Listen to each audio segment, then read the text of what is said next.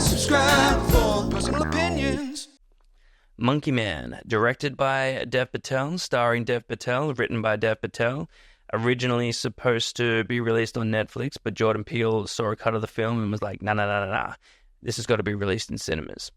And here we are. I've also heard rumors that Netflix was too chicken to release this in India because of its something to do with its portrayal of fictional right-wing Indian politicians.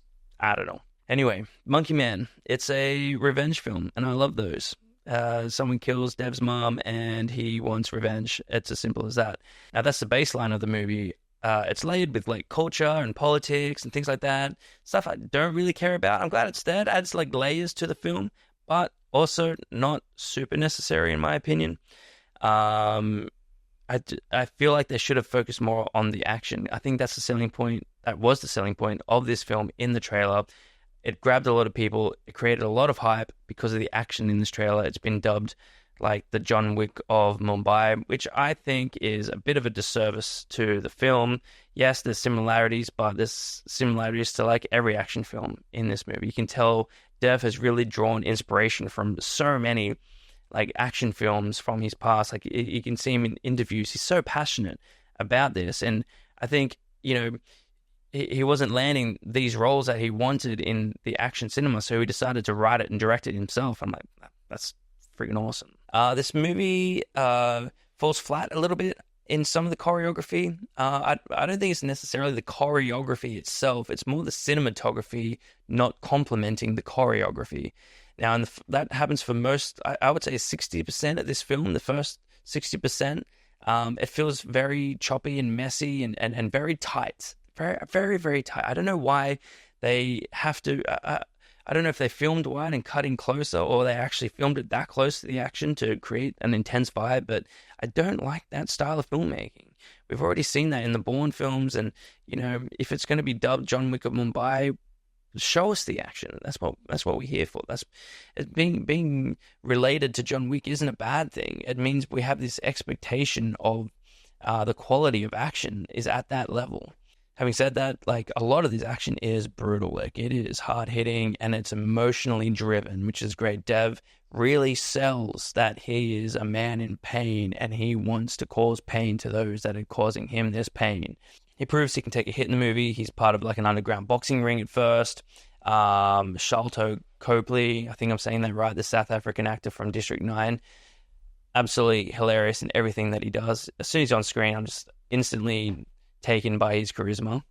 I wish he was more in this film. I wish he was more directly involved in this film. He's kind of a side character that doesn't really progress the story in any meaningful way, but he's there for some comic relief, which, isn't a bad thing, but hey, underused actor again. The music in this movie is great. It's got a great score behind it. I think it's got a mixture of both like kind of techno and culturally like Indian style music for modern audiences, and there's a rhythm to it. There's a really cool rhythm. There's certain scenes, some are in slow-mo, there's training montages, and it's cliched, but they're cliches for a reason. It's cool. Like I'm watching it and I'm like, oh man, this is awesome. I love these little bits of movies. I said that when I talked about the first 60% of this movie being not that great filmed, the rest of it was fantastic. It really found its footing. I don't know if it was on purpose or not. I don't know if the cinematographer wanted to have the first part of this movie barely watchable because hasn't found himself or his purpose in his fighting, and he's unsuccessful in a lot of his fights. And then in the second half, he's more emotionally driven, he's more focused, and the action becomes better then. I don't know if that was intentional or not. Either way, it's like, why waste the audience's time in the first half if we can't see the action in an action movie? Even if he's losing these fights, I still want to see him losing these fights. I don't want to see this sort of shaky mess. But it definitely picks up towards the end and becomes quite intense. And I think just for that, it's worth the price of admission. If you're into revenge films and you're into action films, just go watch this movie at the cinema. If you're not, this movie's probably not for you. There's a tuk-tuk car chase scene, which, I guess should be funny if we haven't already seen it in Indiana Jones 5, and it wasn't good in Indiana Jones 5, and it's to be honest. It's not that great in this movie. It's not bad. It's just nothing we haven't seen before. It just felt a little out of place and not unique enough. I'm watching, like, nothing new is happening that I haven't seen already 1 trillion times before in a car chase scene. Again, not a bad thing. Sometimes cliches are fine, but they just needed something a little extra, especially if you're having something cool and like a novelty of like a tuk-tuk. Yeah, mild spoiler alert here. Just skip ahead to whatever this time says here. But there's a scene in this movie. He accepts that he becomes the Monkey Man, right? He is so focused, and he pulls the monkey mask out of the bleach, I guess, and he becomes the white monkey, and he puts the mask on, and he's a friggin' badass now, and he's killing dudes and stuff. And as he's walking up to the building with the bouncers, and he takes his mask off, and then he beats him up. I'm like, keep the mask on. He's wearing a mask. He's wearing a suit. It's this really unique look, and it looks great. And he just takes it off, and we never see it again. He's the Monkey Man. He's supposed to become the Monkey Man, and he just throws it away. It's like, why bother bleaching it, man, if you're just gonna throw it away? Anyway, back to the non-spoiler.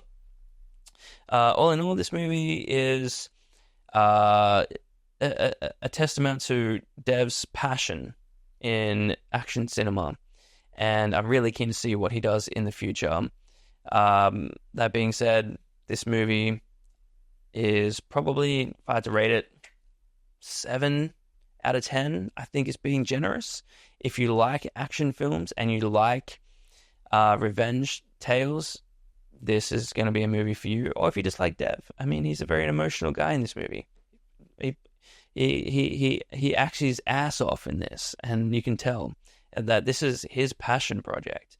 And I think any passion project is worth supporting. He's just so in love with action cinema. You can see it in the interviews, the way he talks about it, and his influences.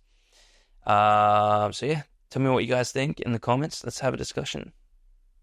Just movie reviews, personal opinions. Like, comment, subscribe for personal opinions.